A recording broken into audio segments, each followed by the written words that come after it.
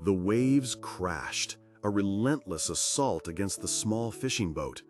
The wind howled, a banshee's cry whipping the sails and threatening to capsize the fragile vessel. It was the deepest part of the night, long after Jesus had sent his disciples ahead across the Sea of Galilee, while he himself went up into the mountains to pray. For hours, these seasoned fishermen, veterans of these very waters, had strained against the oars.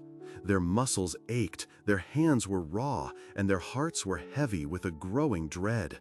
This was no ordinary squall.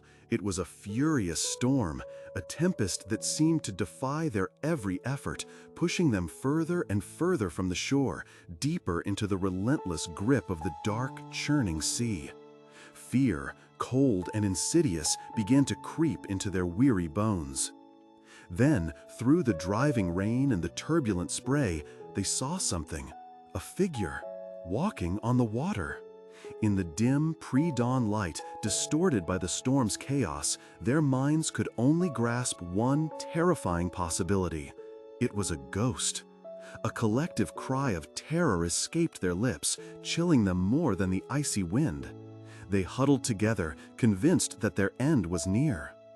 But then a voice cut through the wind and waves, a voice of perfect calm, utterly unmistakable.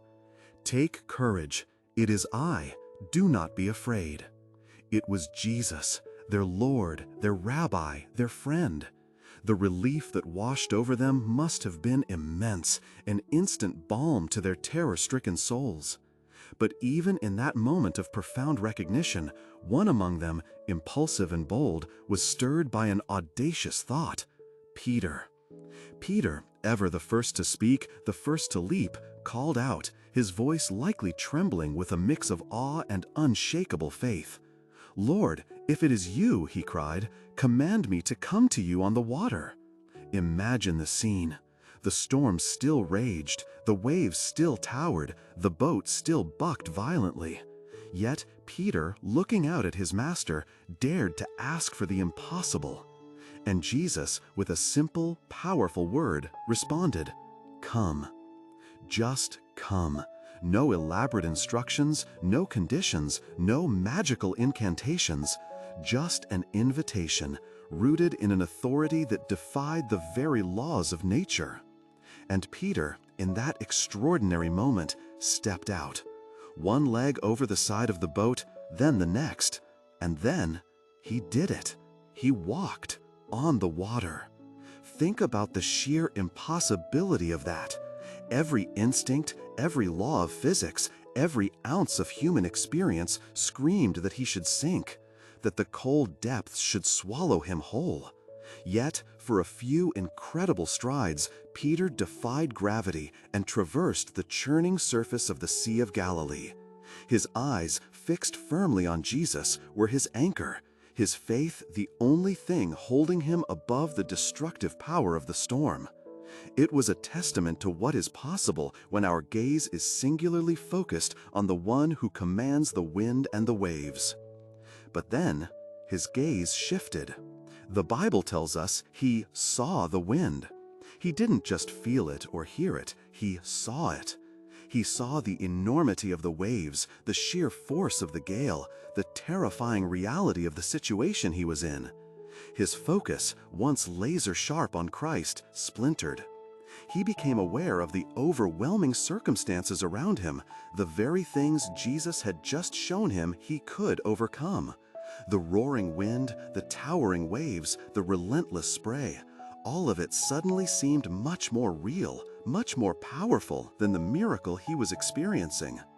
And as his eyes left Jesus, as his focus shifted from the master to the storm, doubt, a cold and heavy weight, began to settle in his heart.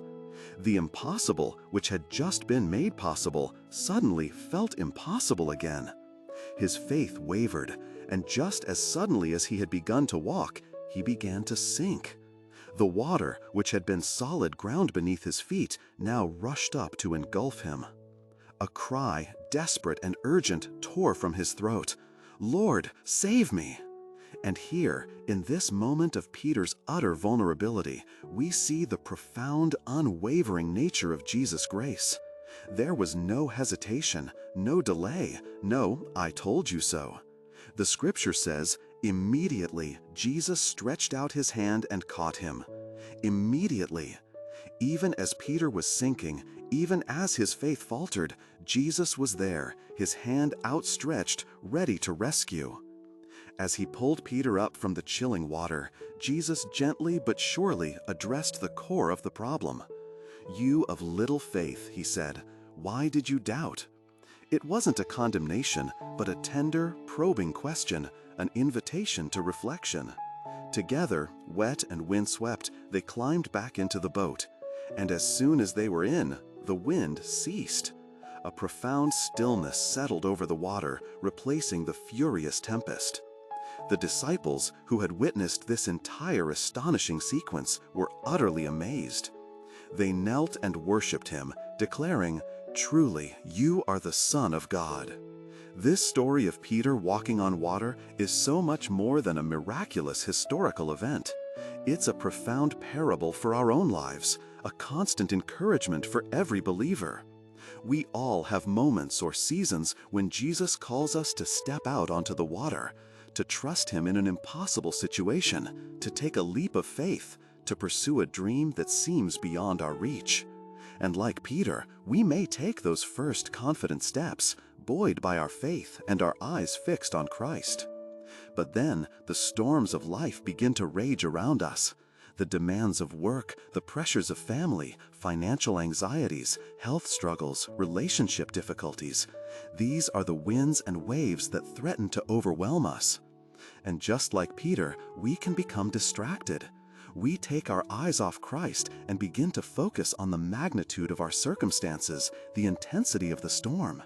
And when we do, doubt creeps in, and we begin to sink. But here is the enduring message, the beautiful truth that shines through Peter's story. Even when our faith falters, even when we take our eyes off Christ and begin to sink into the overwhelming challenges of life, Jesus is always there. His hand is always extended. He is always ready to save. He doesn't wait for us to perfect our faith before he reaches out. He meets us precisely in our moments of weakness and doubt. So, let Peter's story be a constant reminder. Keep your eyes on Christ. Fix your gaze on him, no matter how fierce the winds, how high the waves. And if, for a moment, your eyes do shift and you begin to feel yourself sinking, remember Peter's desperate, honest cry, "Lord, save me." Jesus will stretch out his hand. He will rescue you. He is always faithful, even when we are not. Thank you for joining me on this journey through one of the Bible's most iconic stories.